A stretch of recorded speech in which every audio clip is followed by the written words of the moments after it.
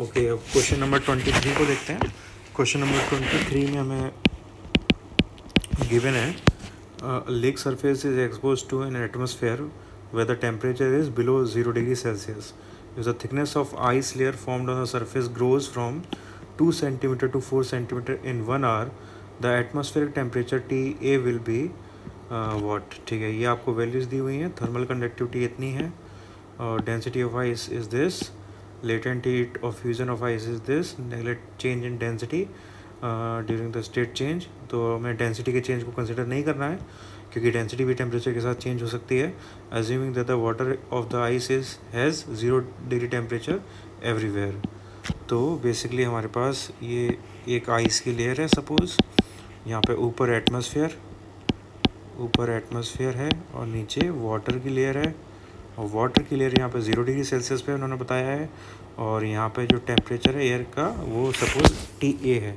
तो हमारे पास जो डेल्टा टी हो गया टेम्परेचर डिफरेंस, वो हो गया TA-0 यानी TA। ठीक है, तो ये आ गया हमारे पास। इसके बाद फॉर्मूला कौन सा लगा सकते हैं? यहाँ पे हीट ट्रांसफ़र हो रहा है, तो हीट ट्रांसफ़र के लिए हम हीट रेट का फॉर्मूला लगा सकते हैं। तो वो होता है dQ/dt equals to KA delta T या DT अपॉन डेल्टा एक्स या dx। ठीक है, डेल्टा डी मतलब आप डिफरेंस समझ रहे हो उस चीज़ से। Q इक्वल्स टू ml होता है, यहाँ पे Q इक्वल्स टू ml लगाते हैं तो L तो कांस्टेंट है, वो बाहर आ जाएगा, अंदर बचेगा dm, और m का फॉर्मूला होता है रो यानी density into area into length यहाँ पे सपोज x है, upon dt equals to KA delta T की वैल्यू यहाँ पे TA यहाँ से, और अपॉन dx। इतना क्लियर है सबको? यहाँ पे A से A क्लियर, ये कैंसिल आउट हो गया। अब यहाँ पे सेम डिफरेंशियल टर्म को सेम साइड में लेके आते हैं तो क्रॉस मल्टीप्लिकेशन होगा यहाँ पे, तो ये हो जाएगा L, और ये हो गया रो भी बाहर आ गया क्योंकि रो कांस्टेंट होगा, और ये हो गया x dx, रो बाहर आ गया, सॉरी, हाँ, ये हो जाएगा x dx। ठीक है, यहाँ पे ये dx जो है वो x ही रहेगा, तो यहाँ पे d नहीं आएगा एक्चुअली, ये सिर्फ x ही रहेगा, क्योंकि यहाँ पे जब आप मास निकालोगे तो आपको एक पर्टिकुलर लेंथ पता होगी, थिकनेस पता होगी, जिसके लिए आप मास निकालोगे।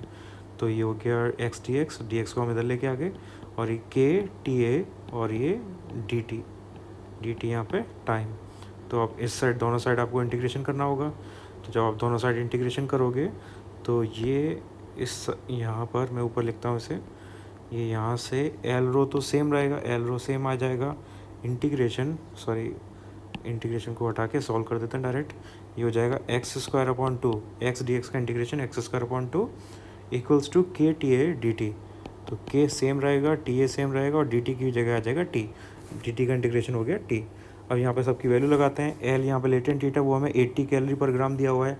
अब हमें कैलोरी को चेंज करने की ज़रूरत नहीं पड़ेगी क्योंकि k की वैल्यू भी कैलोरी में दी हुई है, और हमें ग्राम को भी चेंज करने की ज़रूरत नहीं है क्योंकि रो की वैल्यू हमें ग्राम में दी हुई है। ठीक है, तो 80 कैलोरी पर ग्राम ये हो गया।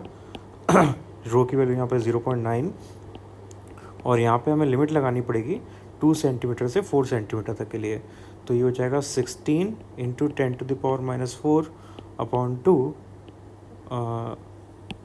Minus 4 into 10⁻⁻4 upon 2। ठीक है, ये हमने लिमिट लगा दी, यहाँ से वैल्यू आ गई इक्वल्स टू k की वैल्यू। k की वैल्यू को भी चेंज करने की ज़रूरत नहीं है क्योंकि कैलोरी मैंने आपको पहले समझा दिया, सेंटीमीटर पर सेकंड ये हमें दिया हुआ है, तो सेंटीमीटर को चेंज करने की हमें ज़रूरत पड़ेगी, और बाकी सब यहाँ पे ठीक है। तो ये हो जाएगा 4 इंटू 10⁻⁻3, ठीक, और 0.9 ग्राम पर सेंटीमीटर क्यूब। नहीं, ठीक है, हमें सेंटीमीटर को भी चेंज करने की ज़रूरत नहीं है क्योंकि 0.9 हमें सेंटीमीटर क्यूब में दिया हुआ है, तो हमें k की वैल्यू को भी सेंटीमीटर से चेंज करने की ज़रूरत नहीं पड़ेगी क्योंकि दोनों साइड सेंटीमीटर है। ओके, ये हो गया हमारे पास, और यहाँ पे क्या बचा? TA हमें फाइंड आउट करना है, और टाइम कितनी वैल्यू है? 3600 सेकेंड। अगर आपको डायमेंशन यूनिट में कोई कन्फ्यूजन हो कि हमने यूनिट कोई क्यों ली है, जैसे हमने यूनिट क्यों चेंज नहीं करी है MKS में, तो उसका सिंपल सा रीज़न है। अगर आपको नहीं क्लियर होता कि क्यों कब यूनिट आपको चेंज करनी है, कब यूनिट आपको चेंज नहीं करनी है, तो आप सारी यूनिट को MKS में चेंज कर दो। थोड़ा टाइम ज़्यादा लगेगा लेकिन वो श्योरिटी है कि आपका आंसर उससे सही आएगा। तो अगर कोई भी कन्फ्यूजन है तो आप यूनिट को चेंज कर दो। ठीक है, आगे सॉल्व करते हैं इसे। हमें TA को फाइंड आउट करना है, तो यहाँ से ये हो जाएगा 8 इंटू 9, और इसको हम सॉल्व करेंगे तो ये 8 और ये 2, तो ये हो जाएगा 6 into 10⁻⁻4 equals to 4 into 10⁻³ into 3600 into TA। तो यहाँ से क्या बचा हमारे पास 3600। ये 4 से 2 टाइम्स कैंसिल, 9 से ये 400 टाइम कैंसिल, और ये 2 से 200 टाइम कैंसिल आउट। तो हमारे पास बचा, और हाँ ठीक है, ये इससे 10⁻⁻1 टाइम्स कैंसिल, और 2 से ये 3 टाइम्स कैंसिल, और 10⁻⁻1 से ये 10⁻³ टाइम्स कैंसिल। ठीक है, तो ये हो गया हमारे पास क्लियर। ओके, यहाँ पे हमें यूनिट्स को चेंज करना पड़ेगा, हमसे थोड़ी यूनिट्स में गड़बड़ है, यूनिट्स को चेंज करना भी पड़ेगा यहाँ पे। तो यूनिट्स को चेंज कर लेते हैं जल्दी से, ताकि क्लियर सही आंसर आए, वरना गड़बड़ हो जाती है कभी कभी इसमें। तो यहाँ पे यूनिट्स को चेंज करते हैं, देखते हैं क्या आती हैं। तो 80 कैलोरी पर ग्राम था, तो 80 कैलोरी की वैल्यू 4.2, और पर ग्राम का मतलब यहाँ पे 1000 का मल्टीप्लाई करना पड़ेगा, ये MKS में कन्वर्ट हो गया।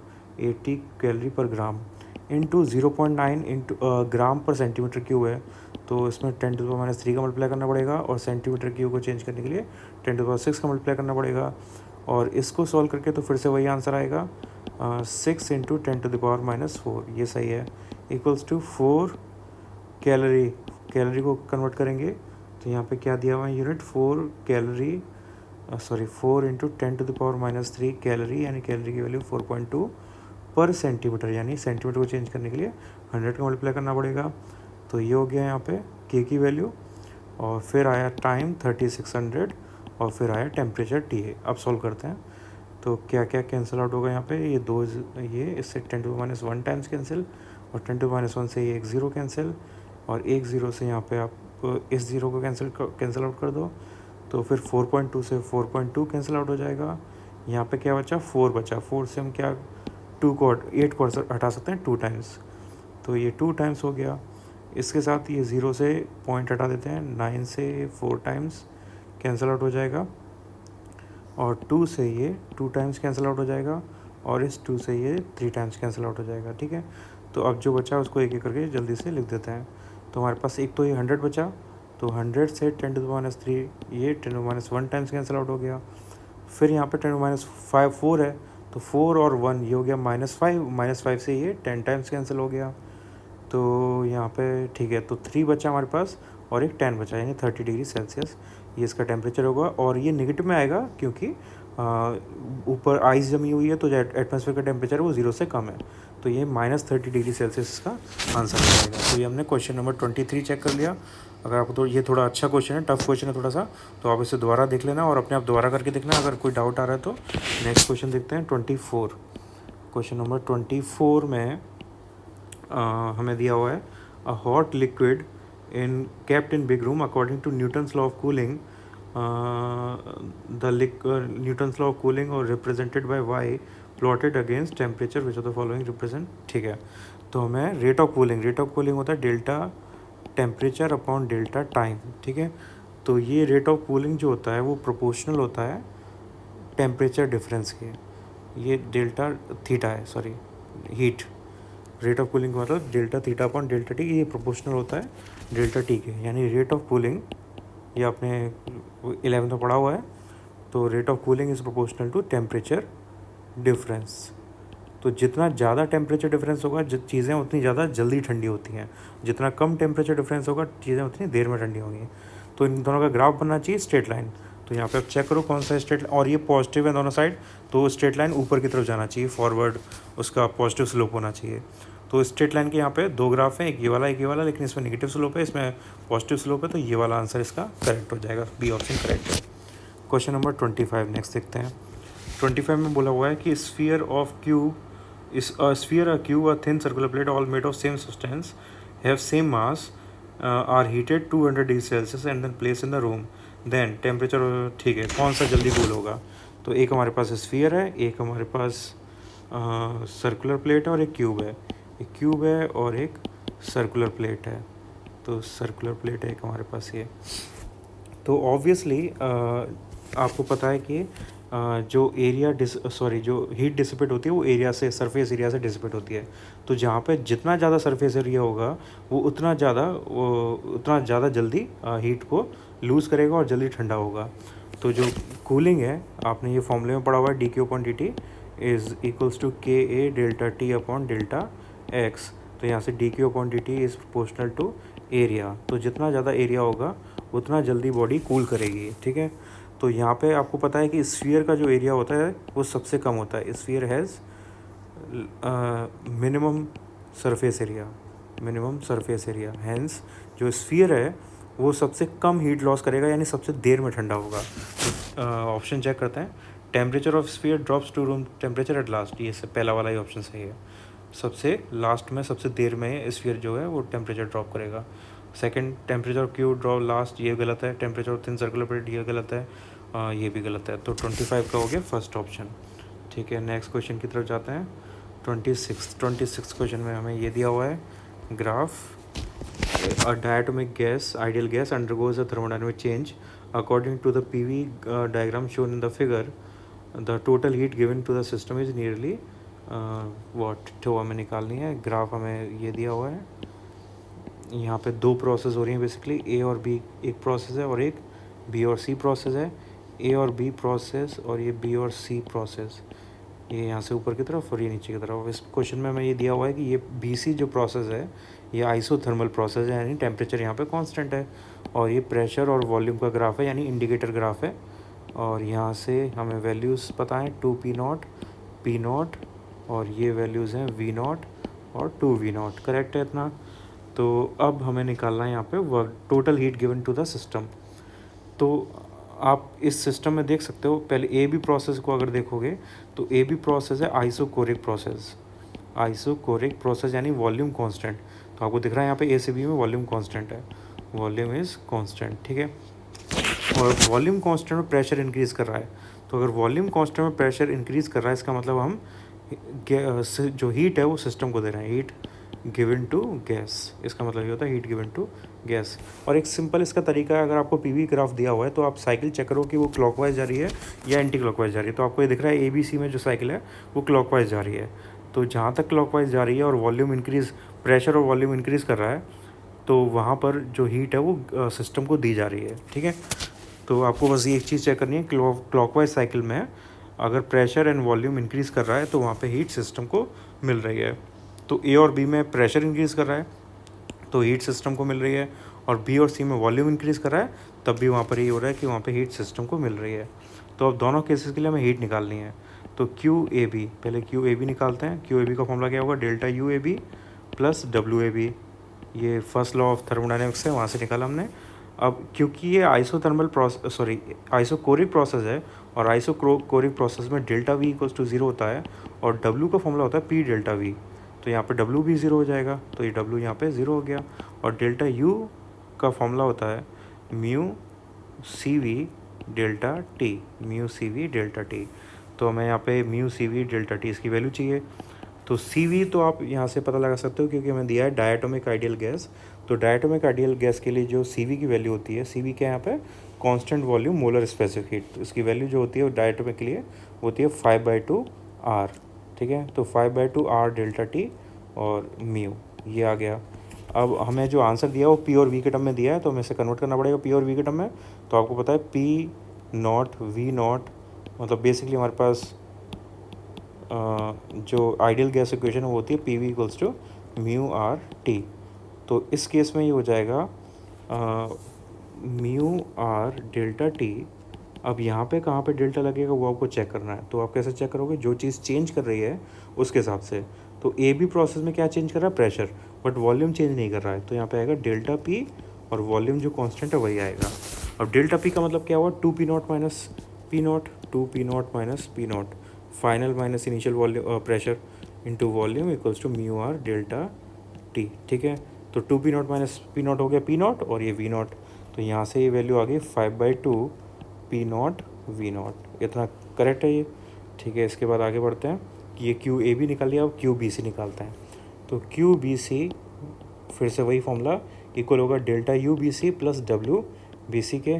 अब डेल्टा यू बी सी यहाँ पे ज़ीरो होगा क्योंकि डेल्टा यू का फॉर्मूला होता है जो पीछे मैंने आपको बताया mu C V delta T, और क्योंकि बी सी आइसोथर्मल प्रोसेस है, ये आइसोथर्मल प्रोसेस है, तो यहाँ पे delta T will be zero, hence this will be zero, तो ये ज़ीरो हो गया। तो Q B C equals to आएगा डब्ल्यू बी से, और डब्ल्यू बी सी का मतलब है वर्क डन इन आइसोथर्मल, और वर्क डन इन आइसोथर्मल का फॉर्मूला होता है mu R delta T log V two upon V one, mu R delta T और V two upon V one.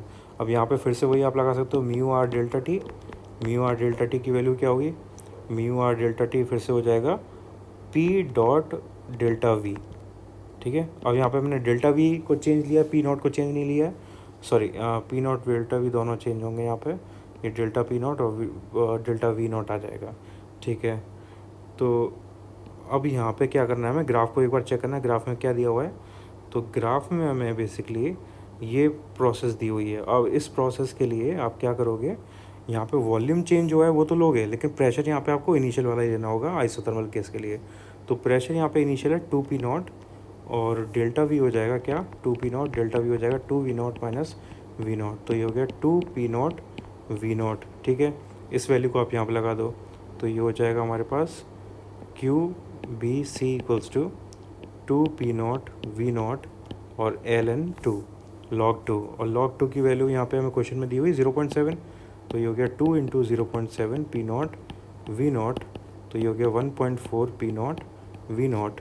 तो total heat given to the system आई हमारे पास Q A B plus Q B C, और Q A B हमारा आया था 5/2 are, 5/2 कहाँ है, ये 5/2 पी नॉट वी नॉट, तो ये हो गया 5/2 मतलब 2.5 P not V nought plus 1.4 P not V not, तो ये हो गया 3.9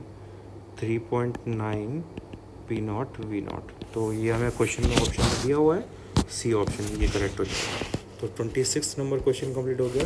नेक्स्ट 27 क्वेश्चन नंबर देखते हैं। क्वेश्चन नंबर 27 यहाँ पे हमें क्या दिया हुआ है, a balloon containing a ideal gas has a volume of 10 litre at the temperature 17 degree Celsius. तो इनिशियल वॉल्यूम है हमारे पास 10 लीटर और initial temperature 17 degree Celsius, T initial 17 degree Celsius है। If it is heated slowly to 75 degree Celsius, तो T final हो गया 75 degree Celsius. The work done by the gas inside the balloon is, इस case में जो work done होगा वो हमें फाइंड आउट करना है। और यहाँ पे एटमॉस्फेरिक प्रेशर दिया हुआ है 10⁵ पास्कल, प्रेशर हमारे पास है 10⁵ पास्कल। तो आपको पता है कि वर्क डन का फॉर्मूला क्या होता है, वर्क डन का फॉर्मूला होता है पी डेल्टा वी। तो यहाँ पे पी की वैल्यू 10⁵ है, डेल्टा वी का मतलब हो जाएगा V final minus V initial. तो आपको बस वी इनिशियल हमें ऑलरेडी पता है, हमें वी फाइनल पता करने की ज़रूरत है। तो वी फाइनल यहाँ से कैसे निकाल सकते हैं हम, हमें टेम्परेचर डिफरेंस, टेम्परेचर की वैल्यूज़ दी हुई हैं दो केसेस में, उन वैल्यूज़ को यूज़ करके आप वी फाइनल का रिलेशन निकाल सकते हो। कैसे निकालोगे, वी प्रोपोर्शनल टू टी होता है, तो इसका मतलब V initial upon V final equals to होगा T initial upon T final, ये करेक्ट है इतना। तो इसको यूज़ करोगे आप, तो आपके पास क्या वैल्यू आएगी यहाँ से, ये हो जाएगा V final equals to V initial T final upon T initial, ठीक है। आपको टी फाइनल पता है, टी इनिशियल पता है और वी इनिशियल पता है, तो आप यहाँ से वी फाइनल निकाल सकते हो। आप यहाँ से वी फाइनल की वैल्यू निकालो, वी इनिशियल आपको ऑलरेडी पता है, इन दोनों को यहाँ पे प्लेस कर दो और सॉल्व करो, आपके पास इसका आंसर आ जाएगा। तो ये ईजी क्वेश्चन है, तो आप इसे अपने आप कर सकते हो, अपने आप ट्राई करना। तो ये 27 नंबर क्वेश्चन हो गया।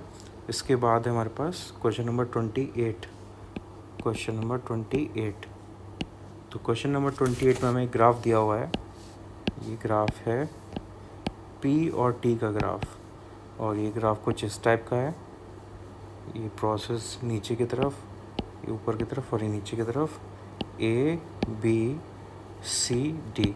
अब इस हमें क्या करना है, इस ग्राफ से हमें we T graph, we T diagram को ड्रॉ करना है, ठीक है।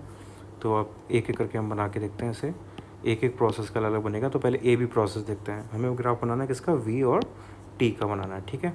तो ए बी प्रोसेस कौन सी प्रोसेस है, आपको दिख रहा है A B process is isothermal, क्योंकि यहाँ पर टेम्परेचर कांस्टेंट बना हुआ है, ए बी प्रोसेस आइसोथर्मल है। तो आइसोथर्मल प्रोसेस है और यहाँ पे प्रेशर डिक्रीज़ कर रहा है। तो अगर आइसोथर्मल प्रोसेस है हमारे पास और प्रेशर इज़ डिक्रीजिंग, तो ऑब्वियसली वॉल्यूम क्या करेगा, इंक्रीज़ करेगा, क्योंकि P प्रोपोर्शनल 1/V होता है, ठीक है। तो यहाँ पे वॉल्यूम करना चाहिए इंक्रीज़, तो वॉल्यूम का ग्राफ बनेगा इस टाइप से, ठीक है। ये A भी हो गया, तो A से लेके B तक वॉल्यूम विल इंक्रीज़, ठीक। इसके बाद है ये लाइन BC वाली प्रोसेस। अब BC वाली प्रोसेस में क्या रिलेशन आ रहा है हमारे पास, P प्रोपोर्शनल टू T। तो P प्रोपोर्शनल टू T का मतलब क्या हुआ कि जो हमारे पास वॉल्यूम है वो कांस्टेंट है, ये वॉल्यूम कांस्टेंट वाली रिएक्शन है, यानी आइसोकोरिक है। तो ये BC वाला पोर्शन जो है वो आइसोकोरिक है, तो आइसोकोरिक का मतलब ग्राफ इस टाइप से जाएगा, ठीक है। और ऑब्वियसली आगे की तरफ शिफ्ट होगा ये, क्योंकि हमें पता है कि यहाँ पर टेम्परेचर राइज कर रहा है। आपको दिख रहा है कि यहाँ पर टेम्परेचर राइज कर रहा है, तो यहाँ पर भी टेम्परेचर राइज करना चाहिए। इसके बाद है CD पोर्शन। अब CD में फिर से आइसोथर्मल हो रहा है, तो ग्राफ फिर से स्ट्रेट लाइन बनेगा, लेकिन यहाँ पे जो प्रेशर है वो डिक्रीज़ कर रहा है, तो इसका मतलब वॉल्यूम फिर से इंक्रीज़ करना चाहिए। तो वॉल्यूम इंक्रीज़ करने का मतलब यहाँ पे वॉल्यूम और ऊपर जाएगा, तो ये इसका ग्राफ हो जाएगा। तो हमारा ऑप्शन ऐसा दिखना चाहिए, तो यहाँ पे ये डी ऑप्शन करेक्ट है। ये क्वेश्चन नंबर 28 हो गया। Now question number 29। Question number 29 देखते हैं। यहाँ पे हमें क्वेश्चन में दिया हुआ है the average translational energy and the RMS speed of molecules in a sample of oxygen gas at 300 Kelvin are this and this। तो हमें टेम्परेचर दिया हुआ है 300 केल्विन और काइनेटिक एनर्जी दी हुई है 6.21 इंटू 10⁻⁻21 जूल्स, और हमें RMS स्पीड दी हुई है VRMS इक्वल्स टू 484 मीटर पर सेकेंड, ठीक है। फिर हमसे पूछा हुआ है the corresponding values at 600 kelvin are nearly. तो हमें टेम्परेचर सेकंड दिया हुआ है 600 केल्विन, और इस पर हमें ये दोनों वैल्यूज़ निकालनी है। तो आपको K का फॉर्मूला पता है 3/2 RT या F/2 RT, यानी K प्रोपोर्शनल टू T। आप यहाँ से इजीली K निकाल सकते हो। कैसे आएगा रिलेशन, और टेम्परेचर हमने डबल कर दिया, ये लीनियर रिलेशन है, तो यहाँ से ऑब्वियसली K डैश हो जाएगा 2 टाइम्स, तो 2 इंटू 6.21 इंटू 10⁻⁻21 जूल्स। और ऐसे VRMS का फॉर्मूला होता है √3RT/m, यानी VRMS प्रोपोर्शनल टू √T। आपने KTG में काइनेटिक थ्योरी ऑफ गैसेस में 11th क्लास में पढ़े हुए हैं फॉर्मूले। तो यहाँ से VRMS/VRMS डैश इक्वल्स टू हो जाएगा √300/600। तो आप इसको सॉल्व करोगे तो आपके पास इसका भी आंसर आ जाएगा। तो इजी है इसको सॉल्व करना, आप इजीली सॉल्व करके देख सकते हो जो आंसर क्या होना चाहिए इसका। तो ये हमारे पास हो गया क्वेश्चन नंबर 29। नेक्स्ट है question number 30, last question test का। तो क्वेश्चन नंबर 30 में दिया हुआ है gas has molar heat capacity of this. तो C इक्वल्स टू हमें मोलर हीट कैपेसिटी दी हुई है 37.35 जूल पर मोल पर केल्विन, ठीक है। तो ये C की वैल्यू दी हुई है हमें, और प्रोसेस है हमारे पास ये PT equals to constant. Process है PT equals to constant. Find the number of degrees of freedom of the molecules in the gas. तो हमें डिग्री ऑफ फ्रीडम यानी F को फाइंड आउट करना है, ठीक है। ये हमारे पास रिलेशन दिया हुआ है। तो इसको कैसे कर सकते हैं, इसमें हम फॉर्मूला लगाएंगे Q equals to ΔU plus W, और ΔU का फॉर्मूला हमें पता है क्या होता है, ये होता है mu C V delta T, ठीक है। और W का फॉर्मूला होता है P डेल्टा V, और Q का फॉर्मूला होता है म्यू C डेल्टा T। तो C यहाँ पे ये वाली स्पेसिफिक हीट है, तो ये आ गया हमारे पास। अब इसके बाद P डेल्टा V के बारे में कुछ पता नहीं है, तो P डेल्टा V को हमें किसी तरीके से निकालना होगा, तो उसके लिए हमें ये इक्वेशन यूज़ करनी है। तो यहाँ से P इज़ इक्वल्स टू K/टेम्परेचर है, और PV equals to mu RT होता है, ये भी हम जानते हैं। तो अब आप यहाँ पे ΔV निकालने की कोशिश करोगे तो ये आएगा म्यू R डेल्टा T, ठीक है, mu R delta T। But यहाँ पे P इक्वल्स टू है K/T, तो यहाँ पे P की वैल्यू लगा देते हैं, तो ये हो जाएगा K/T delta V P/V delta T, K/T delta V equals to mu R delta T। तो हमारे पास एक रिलेशन ऐसा आ जाएगा। अब यहाँ से आप डेल्टा V की वैल्यू निकाल सकते हो। तो डेल्टा V की वैल्यू हमारे पास क्या आएगी, डेल्टा V की वैल्यू यहाँ से हो जाएगी हमारे पास, सॉरी यहाँ से हम ऐसा करते हैं, ये रिलेशन गलत होना चाहिए एक्चुअली। यहाँ पे V को चेंज करने का कोई मतलब नहीं है, V यहाँ पे ऐसे ही रहेगा, ठीक है। तो V इक्वल्स टू यहाँ से आ जाएगा म्यू R T/P, इसको ऐसे लिखते हैं, V इक्वल्स टू आ गया म्यू R T/P। तो इस केस में अब आप डी वी, हमें यहाँ पे ज़रूरत है डेल्टा वी की, तो डेल्टा वी हमें निकालना है और पी का हमें एक फॉर्मूला ये भी पता है, तो पी का फॉर्मूला ये वाला लगाते हैं। तो वी इक्वल्स हो जाएगा mu R T upon K upon T, तो टी ऊपर आ गया, तो ये हो गया V equals to mu R T square upon K. ठीक है, तो अभी हमसे यही गलती होने वाली थी, हम यहाँ पे स्क्वायर नहीं करते तो डिफरेंशिएशन इसका गलत आ जाता है। तो पहले प्लेस करेंगे, उसके बाद डिफरेंशिएशन करेंगे। ये डेल्टा लगाने का मतलब डिफरेंशिएशन ही होता है, तो डेल्टा लिखो या डी लिखो वो एक ही बात है, मतलब एग्जैक्टली एक बात नहीं है लेकिन सिमिलर है एक दूसरे के। तो अब हम डी वी निकालते हैं यहाँ से, या डेल्टा वी निकालते हैं, तो हम बेसिकली डिफरेंशिएशन कर रहे हैं। तो हम यहाँ से डिफरेंशिएशन करेंगे तो म्यू आर अपॉन के सेम रहेगा और टी स्क्वायर का हो जाएगा 2t डेल्टा टी, करेक्ट। अब ये वैल्यू हम प्लेस करते हैं यहाँ पर, तो यहाँ से हमारे पास आएगा mu C delta T equals to mu C V delta T plus P नहीं चाहिए हमें, तो पी की वैल्यू फिर से वही लगा देते हैं, ये के अपॉन टी, तो ये हो गया के अपॉन टी और डेल्टा वी की वैल्यू ये वाली mu R 2t delta T divided by K. ठीक, तो के से के कैंसिल आउट, टी से टी कैंसिल आउट, और डेल्टा टी कॉमन लेके सब में से डेल्टा टी भी कैंसिल आउट, और म्यू कॉमन लेके भी म्यू से सबसे कैंसिल आउट। तो हमारे पास क्या बचा, यहाँ पे हमारे पास बचा ये c equals to C V plus 2r, c equals to C V plus 2r। अब r की वैल्यू हमें पता है 8.3 समथिंग, तो ये हो जाएगा सी वी और 2 इंटू 8.3 समथिंग, और c की वैल्यू हमें क्वेश्चन में दी हुई है 37.35 और 37.35 ये करेक्ट है। इसमें से माइनस करेंगे ये वैल्यू को, तो ये हो गया 16.6 इक्वल्स टू सी वी, और सी वी का फॉर्मूला होता है f/2 इंटू आर, और आर की वैल्यू फिर से 8.3। तो इसको आप सॉल्व करो, यहाँ से सॉल्व करके आपके पास f की इजीली वैल्यू आ जाएगी, यहाँ से सॉल्व करके आप f निकाल सकते हो। तो f आई थिंक यहाँ पे 5 के आसपास आना चाहिए, 5 आंसर होगा इसका, तो आप इसे अपने आप सॉल्व कर सकते हो।